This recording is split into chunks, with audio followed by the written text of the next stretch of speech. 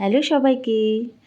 কোথাও যখন বেরোই তখন মনে হয় কত তাড়াতাড়ি পৌঁছবো, কিভাবে গেলে তাড়াতাড়ি পৌঁছানো যায়। আর এটা সবথেকে বড় এখন সুবিধা হয়ে গেছে আমাদের মেট্রো রেল।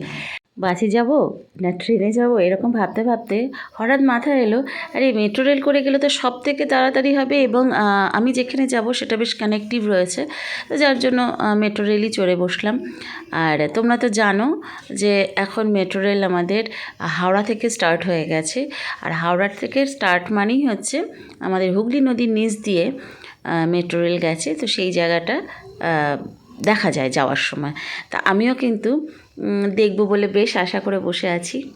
যারা ডেলি প্যাসেঞ্জার তাদের কাছে এখন নর্মাল হয়ে গেছে রোজ যাতায়াত করতে করতে, কিন্তু আমার কাছে তো তা নয়, কারণ আমি তো রোজ যাতায়াত করি না এই দিকটা। আমি মেট্রো ট্রাভেল করি, বাট অন্য দিকে হাওড়ার দিকে আসা হয় না। আজ কিন্তু হঠাৎ চলে এসেছি এখানে।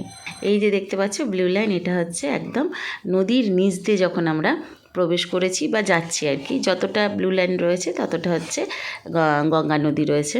এরপর আবার আমরা চলে যাব স্থলভাগে। তো এই হচ্ছে আজকের আমার জার্নি। কারা কারা হাওড়ার মেট্রোতে চড়েছো একটু জানিও, আর যারা এখনও হাওড়া মেট্রোতে চড়োনি তাদেরও একদিন দেখবে হয়ে গেছে আমার মতো, কারণ আমার কোনো প্ল্যান ছিল না, হঠাৎ করেই হয়ে গেছে। তোমাদের এরকম একদিন হয়ে যাবে।